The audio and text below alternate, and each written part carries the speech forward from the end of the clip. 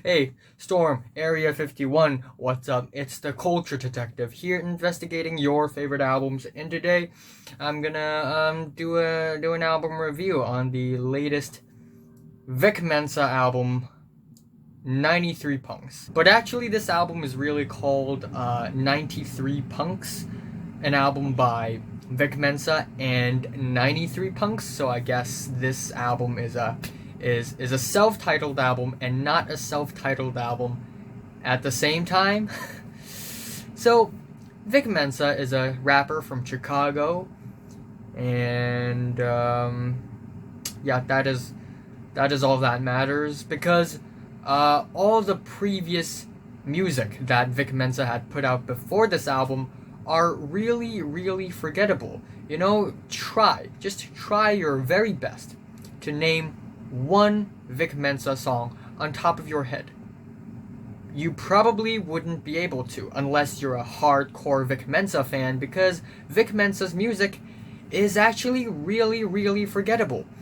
However, he kind of changed that on this album. He really came out with a memorable album this time, and not in a good way, you know. Not in a good way. On this album, he suddenly decided to make a rap rock album. And, you know, he's not the first one of our generation to make a rap rock crossover. I mean, we already have Kid Cudi's Speed and Bullet to Heaven, and then we have Logic's Supermarket earlier this year, which is apparently a soundtrack to a friggin' novel, a book. And Vic Mensa saw them, and he's like, wow, I want to do that too. And look what happened. Yeah, this album is I didn't think I would find that many bad albums this year, but there are actually a lot of bad albums this year, including this one, which is already one of the worst albums of the decade. The album starts off with a definition of a fuckboy, and on this track, Vic basically talks about how mumble rappers are actually fuckboys and they have no talents. And the song starts off with a loud, shouty, unapologetic sort of a live recording intro, and it sounds like it's going to be a pretty raw and violent and gargantuan opening, and all it does is dissolve into a Disney college teen rock song. The trap hi-hats, the whiny vocals, the Pixies-ish guitars, the very preachy, egotistic lyrics that reminds me a lot of Russ, they all come together to form a blob of unpleasant noise, and not in a good way, not in a, you know, punk violent way, but in a sloppy, poorly produced, poorly written way. And we have Vic Mensa at the end of the track just yelling, "Bring it on!" Then it's the track 3 Years Sober, featuring Travis Barker of I think Blink 182 fame. And it's a really harsh trap flavored grunge rap song about being sober. And you know, we get these really raw punk tinged guitars, these really harsh loud performances, which are terribly produced, by the way. And it's also a blob of mess, basically. The singing on this track is actually really, really horrendous. And the lyrics, they are actually even worse, especially for that one line towards the end where Vic Mensa basically says he fucks himself and calls it masturbation. Oh my gosh. Vic Mensa, the ultimate woke philosopher. Oh, who would have thought? Who would have thought that you can sexually pleasure yourself and it's called masturbation? Oh my gosh. And then we have an incredibly crappy skit where it tries too hard to be this passive aggressive edgy thing. And then we have the next track, Camp America, which has a pretty good concept. It's about these detention camps in the border between the USA and Mexico, and how, you know, families are being separated. You know, it's a very depressing and aggravating thing. And of course, Vic Mensa sees it, you know, thinks that it's really unfair, which, you know, it is really unfair, and decides to make a punk rap song about it. And the instrumentals are so glossy, they're so gross, they're so disgusting. The production is really sloppy, and the melodies, they are actually really sappy.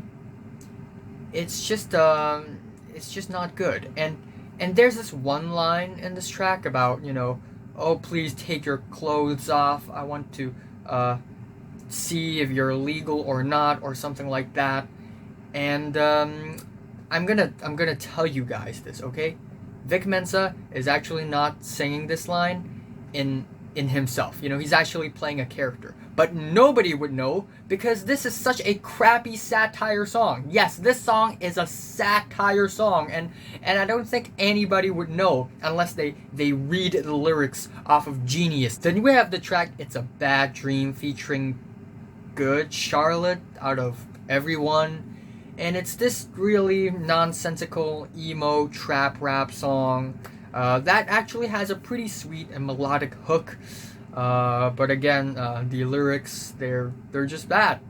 They're just bad. My pain is everlasting. Yeah, even though instrumentally it's pretty, you know, tolerable, I guess, you know, in comparison to other tracks on the album, of course. Then we have the track Fistfight with an exclamation mark. Fistfight, boom, boom, boom, boom, boom. And it's a song about fighting in a parking lot. in a parking lot, a fist fight in a parking lot. And you know, Vic Mensa sings about it as if it's cool. Fist fight, fist fight, fist fight in a parking lot, fist.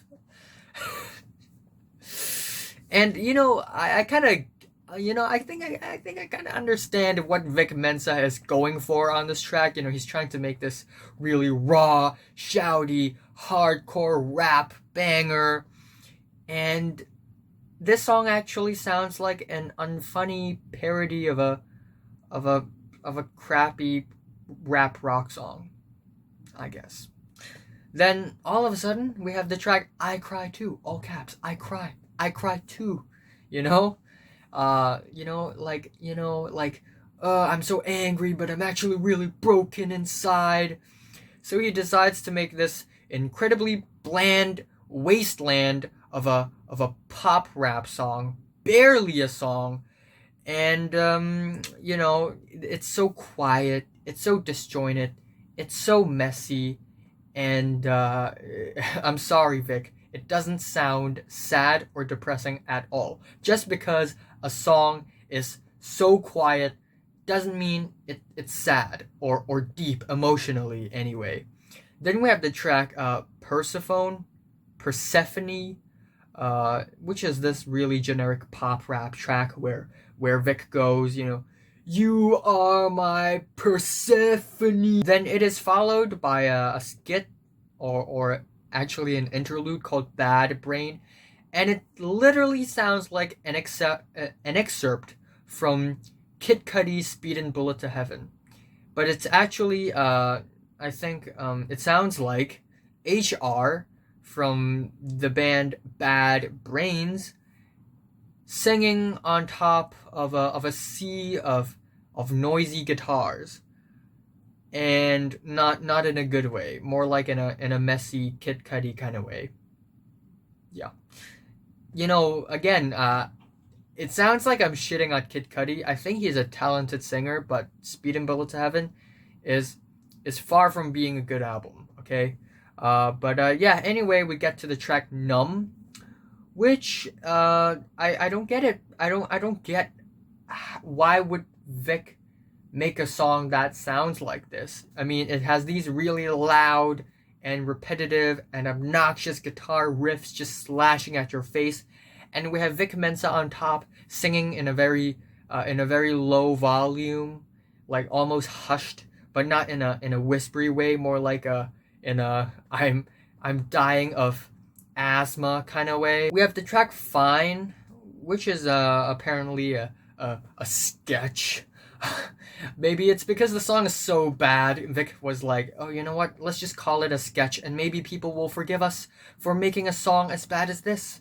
And yeah, it's bad. It's essentially a corny pop rap song about oh, I'm fine, I'm never gonna be alright, but I'm fine, I'm actually really fucked up and broken inside. This song is actually not that bad when you listen to the next track. The United States of Evil. Wow, what an evil country. USA, evil, big bad. And it features Tom Morello, of course. And this song has so much autotune. So thick. Thicker than an Instagram model eating a bowl of oatmeal.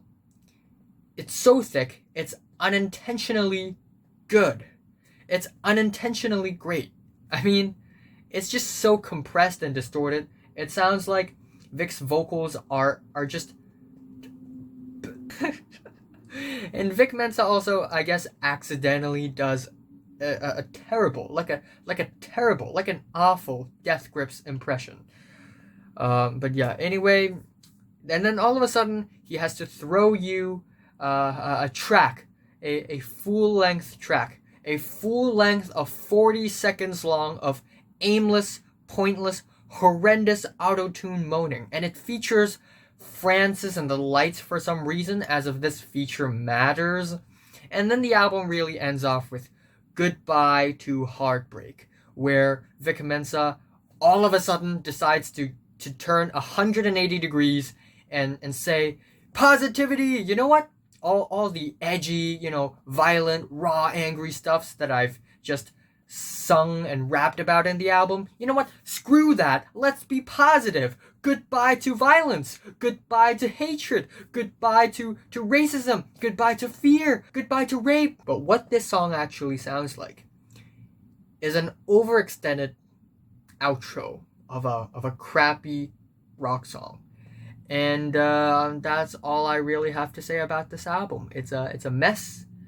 I don't enjoy listening to this album at all. So yeah, my favorite track here is I guess I honestly don't have a favorite. I guess It's a Bad Dream is relatively better than other tracks on the album, and my least favorite is probably Fistfight.